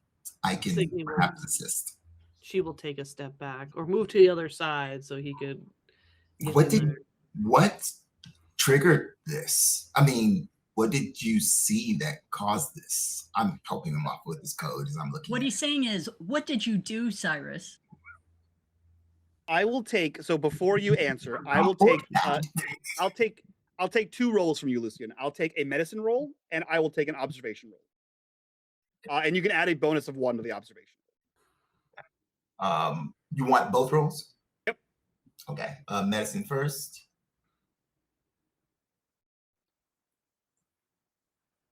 Right.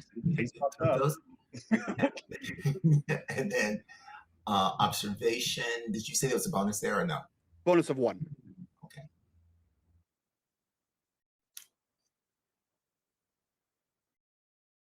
Nice. Outstanding. Damn. Wow. Role play however you'd like. As you look him over, you notice 2 things. 1, he's fine. There are no burns on his body. There are no wounds on his body. You saw and you felt the heat of the tattoos. You saw them burn through his clothing. They are fine. There's no bubbling. There's no there's nothing on his body that would indicate that he was burned. He is physically fine. 2, you feel the energy coming off of him. And like, given what you do as a spiritual healer, given what your mother has done as a spiritual guide and essentially a priestess,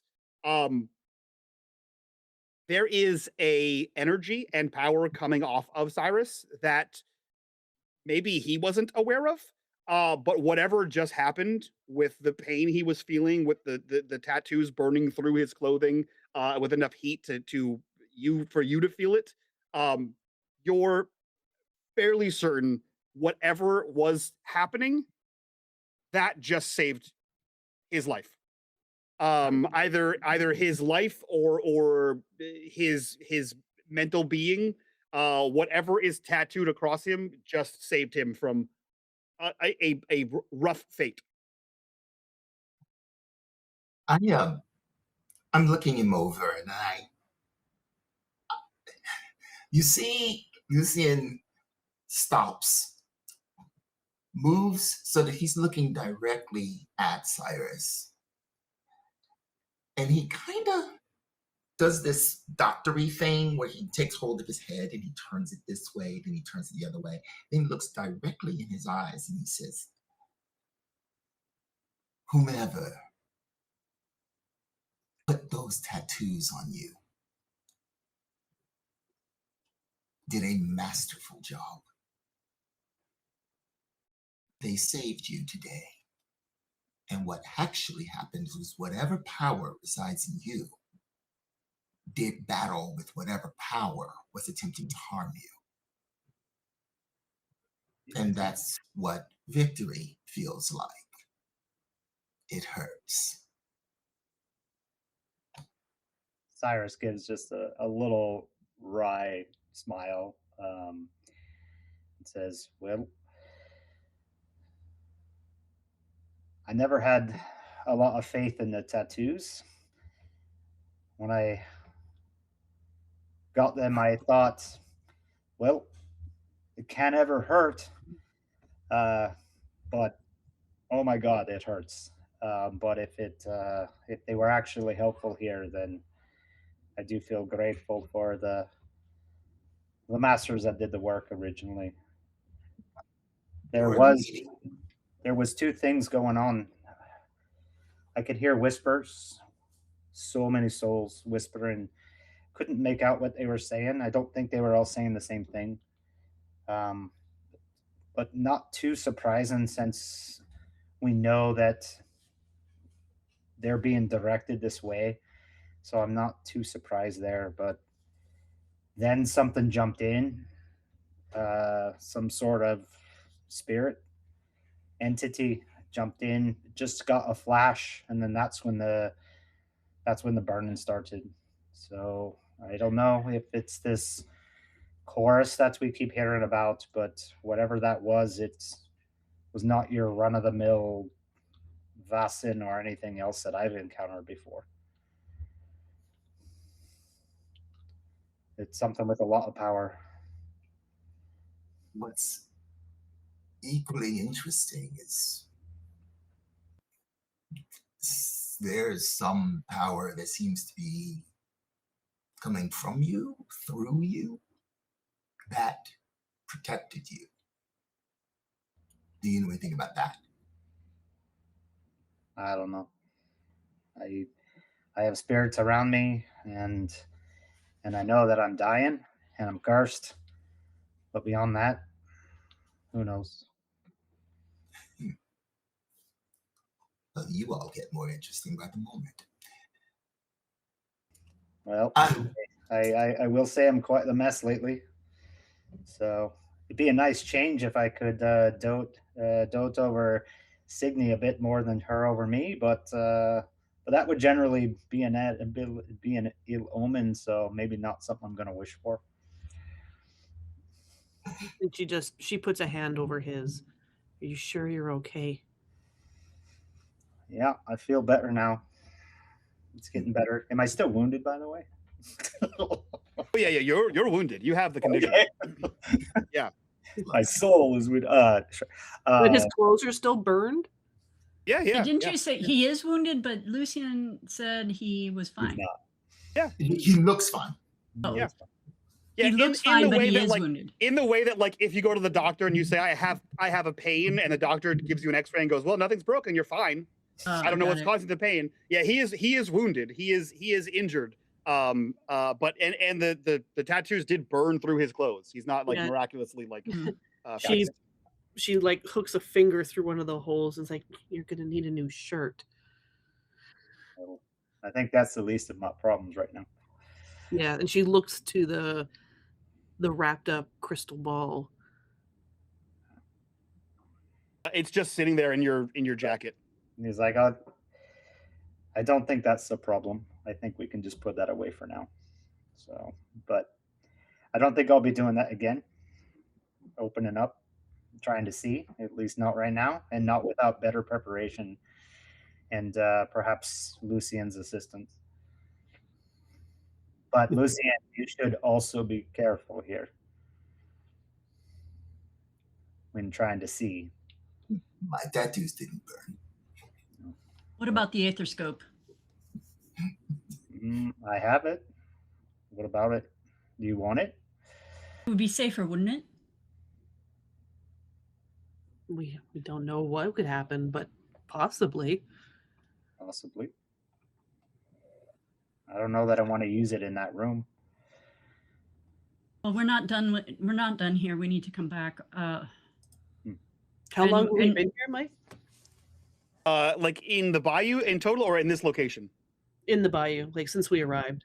Probably about an hour and a half, given like the distance of walking. Not counting like the travel into the bayou. Yeah, So like when we're on location. you're like the moon is high. It's well into nighttime. But I wouldn't say you've probably been here for less than 2 hours. Well, What are you saying, Alec, though? I'm sorry. Alec got cut off. Go ahead, John. Okay. I just said the danger was spiritual, so I think if we just continued a mundane exploration of the site, perhaps we could find something. Well, I've found something, but I think we may need to go back for supplies. There's a corridor of some sort that's been walled over. There's a farther passage that heads further into the bayou. Can you tell how we can get in there? How can we get in there? With pickaxes. So didn't you describe that there were tools down there? Or no? Yeah, but they're I did, but like imagine 100-year-old rotted. tools in the wet. Yeah. Hmm. So you didn't. Right. We can do that. If I could, We'll do that in the morning. Does that work? Did you want to take a look at the cellar that Wyla and I found before we leave? It might be best to get you back. As loath as I am to leave. So Well, maybe take a look there just to see if there's any other things we need to prepare for before we come back. I agree. Okay, if you feel like you're up to it. When I was down there before, I didn't seem to be in any danger.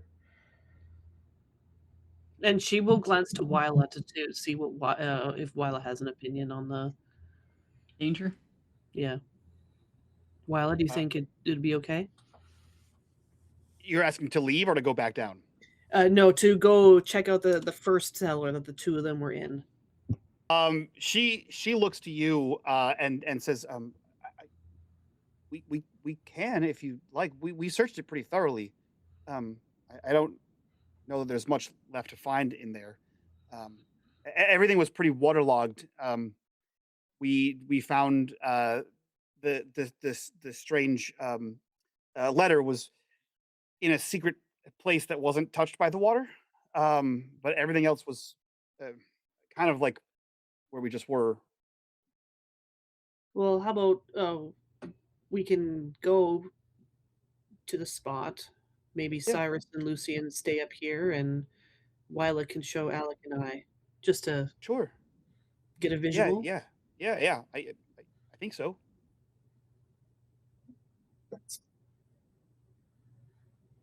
Okay, let's go. She looks to you, Signe, as like Cyrus is getting up, and like when his head is turned away, and she looks to you, and she has like shifty eyes, and she looks to you, and she just kind of like nods her head, as if to try to pull you aside. Okay, she will step aside. She steps back from the group, sort of pulling you away with her. And she looks to you, and you can see that like she's looking over your shoulder at the group and back to you, and her face looks very concerned. And What's she looks wrong? to you and she says, "Is he gonna be okay? I've seen him do whatever. I've seen him do his thing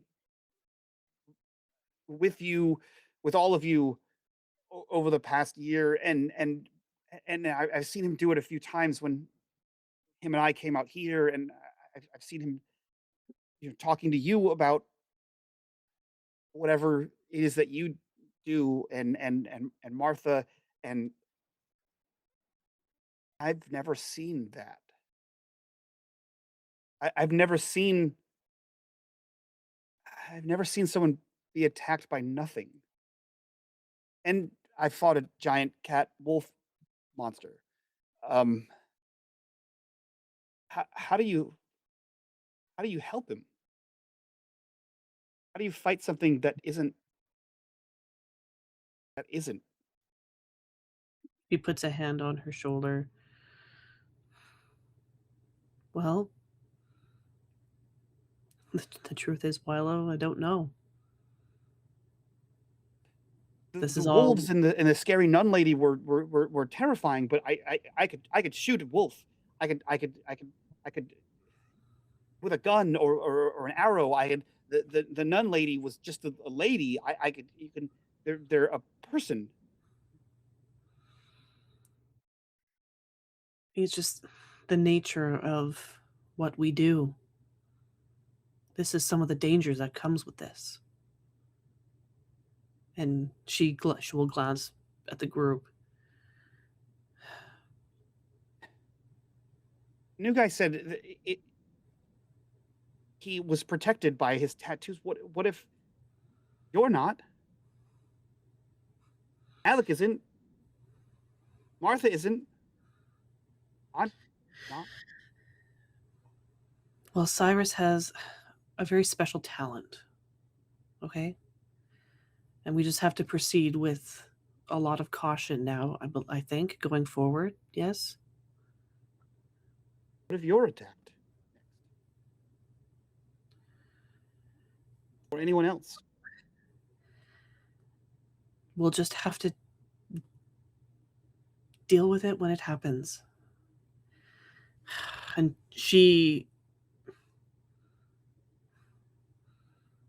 I'm sorry, Weil. I don't know if I have the right answer to give you. Okay. Alec usually has the answers, but they don't seem like they're in the mood to talk right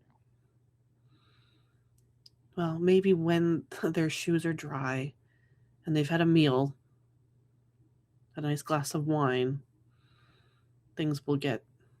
They'll be in a better chatty mood. Yeah. All right. All we can do is just be there for each other. Right? Yeah. Yeah.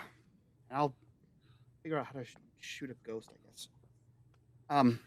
She puts a hand around her shoulder and gives her a squeeze. I'm proud of you, Wila. What? And she will plant like a kiss like on the top of her head, like she would like a sibling or something like that. You hear her start to say for what, and then she just stops, and she kind of sighs and says, "The root cellar is this way," and she starts to lead you collectively back towards the root cellar.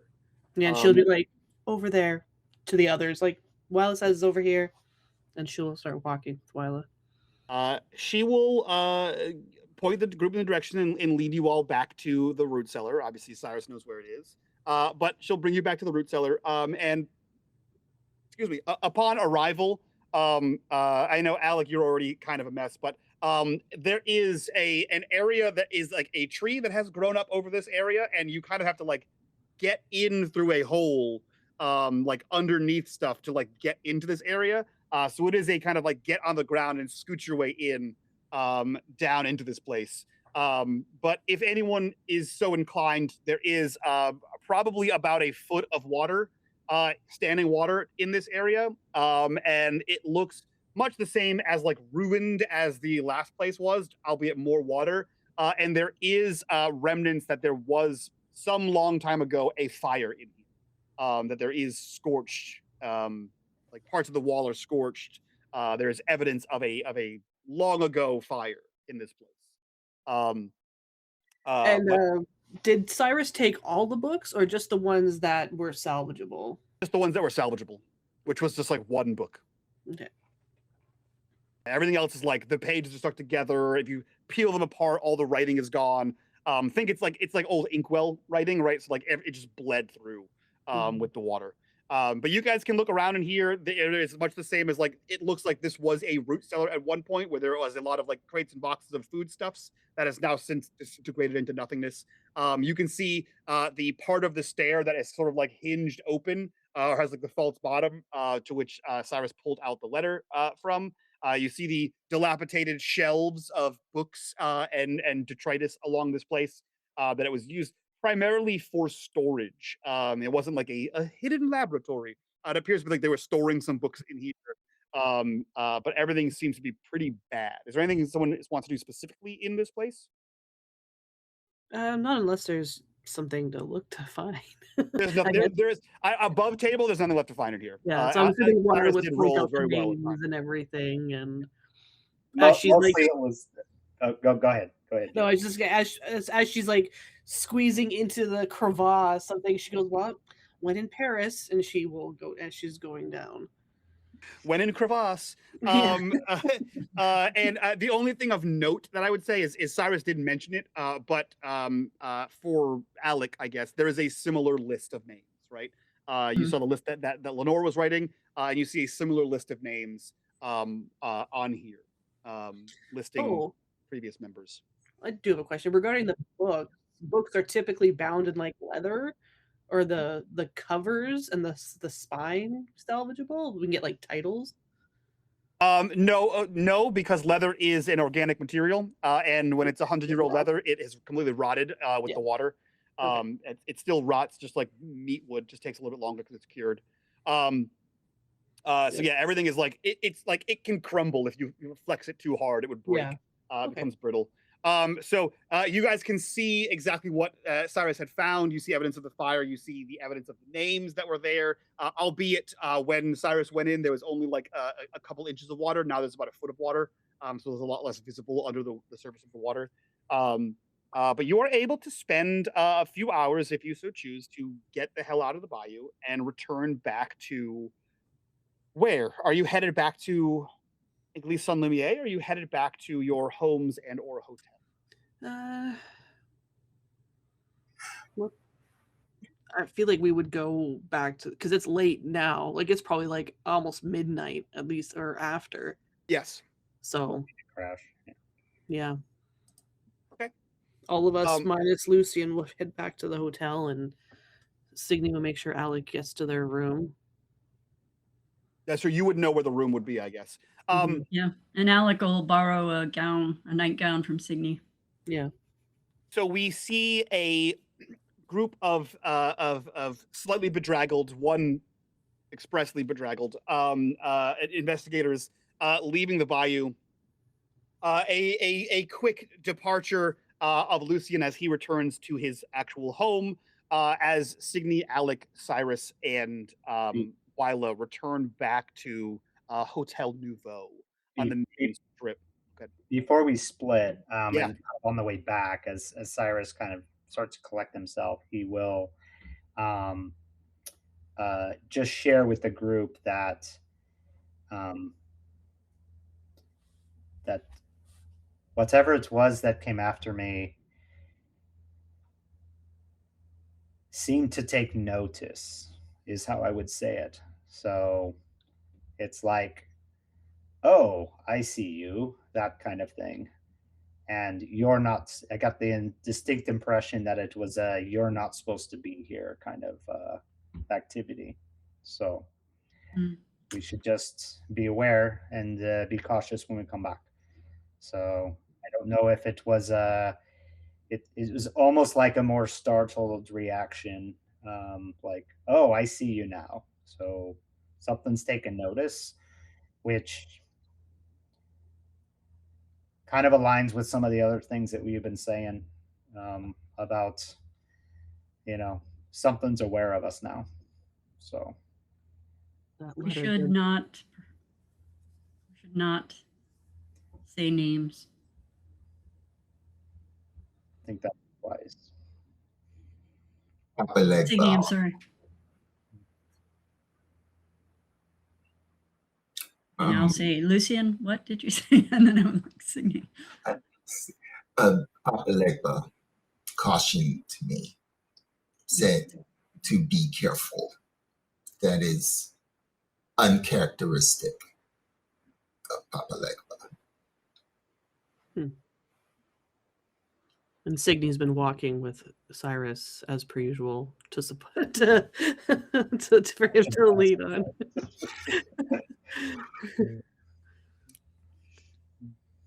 The group separates. Lucien returns home. The rest of you return to Hotel Nouveau. And for no untoward reason, Signe and Cyrus, are you in 2 rooms or 1 room? I think we have separate rooms, yeah. Okay. Yeah. Cyrus. We're 1800s. We have 2. That's fine. It changed how I described what happens. Cyrus, your rest is incredibly fitful. It was shocking. When you are able to descend into sleep, your mind is quite literally awash in water. All of your dreams are of tossing in a storm drenched sea. Your dreams are of drowning. More than once you wake up with that feeling of burning lungs and drowning, as if you had been actually under the water. In the morning, you wake up and your sheets are drenched in sweat. No burn marks, nothing crazy like that. You feel much better, but your sheets are soaking wet with sweat. Your sleep was not restful, although you'll get the benefits of that. But your sleep was not restful. And there is a what do you call it? An earworm? Like a when you wake up with a song in your head, and you have woken up with one of a dozen shanties playing in the back of your mind, songs you have not sung in a long time, songs you haven't thought about in a long time.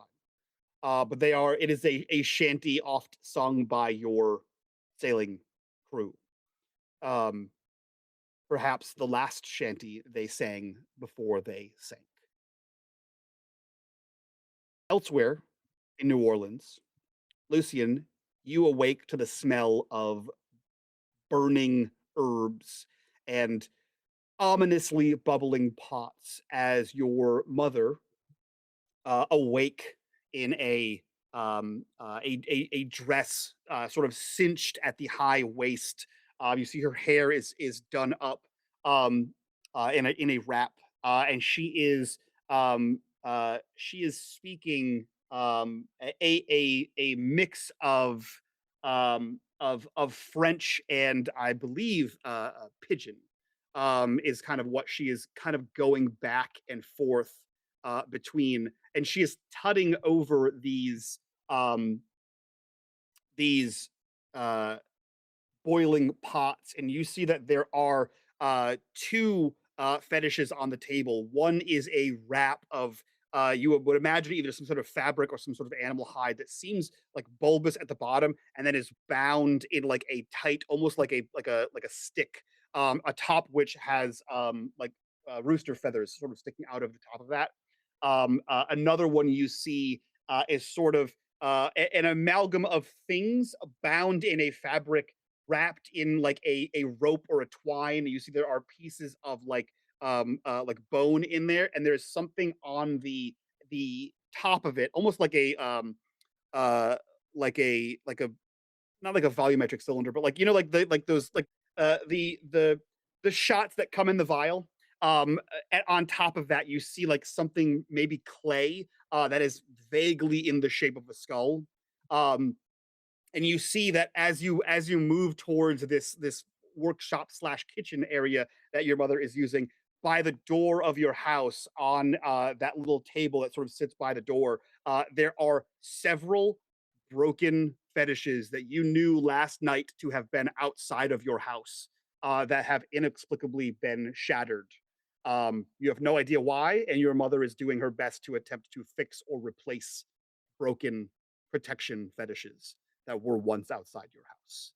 And that is where we end episode 45 of Mundus Novus, If Arch Lives. That's it for us. We're going to go do our introduction so we can get the hell out of here, do our after show, and talk about what the hell just happened. Because there are some implications. If you guys want access to the after show, join us over on Patreon, link in the description down below. While you're down there, make sure you join us over on the Discord so you can chat about this show and all the other fun shows. But for now, we'll start with the person I tortured the most, I think, which is, of course, Melissa. Who are you? Where can we find you? I got Alec dirty. I was sure you were talking about Cyrus, though. I try to kill Cyrus on a regular basis. That's just normal. That's just normal Cyrus behavior. Melissa, who are you? Where can we find you? And what, pray tell, are you up to? I am a drafter in Mike's Discord and here on YouTube and some other places. And I am Games with Stories, where I guess on my YouTube and on my website, where I have a whole bunch of fan art, mostly of Mike's games. Yeah. And I'm gonna overstep here, Melissa, and say that Melissa's working on something really cool. I'm not gonna say any more about it. Just that Melissa is working on something cool. So keep your eyes peeled on the Games with Stories and or Melissa's random posts on the internet as a whole. Keep an eye out because it's very cool, and I get to see exclusive sneak peeks, and they're very fun. Moving on from Melissa, we'll go to John. Who are you? Where can we find you? And what are you up to? I'm Ask Why in the unMadeGaming Discord. Beyond that, don't really have anything to plug. So I guess I will just throw out a thing. Just be good to each other. That's it. I think it's a good message for my last couple of weeks here. So just be good to one another. I agree. Be kind. Rewind. Jumping over to G. Who are you? Where can we find you? And what are you up to? Hello, I'm the friendly neighborhood lightning invoker. You'll find me in all things unMadeGaming, from modding to the regular streams during the week, and playing in all the Patreon campaigns and one-shots. I'm with Melissa and John and Necrotic and Frags in Always Bloody and Duskfall, which is Blades in the Dark, and then the Patreon campaigns, and yeah, and I'm always in the Discord. Yeah, for sure. And last but definitely not least, Zalvi, who are you? Where can we find you on the internet, and what are you up to? I'm Zalvi, and I am nowhere on the internet other than on unMadeGaming's Discord. So, if you want to reach out and say hi and hello to everyone else, you can find me there. Hell yeah. That being said, we are gearing up for PAX in December. So if you guys want to come hang out and see some of us in Philly, do so. Let us know. Shoot us a message in the Discord, all that fun stuff. But that's it from us. We will see you guys next time. So from all of us here on Mundus Novus, we'll see you next time. Bye. Bye.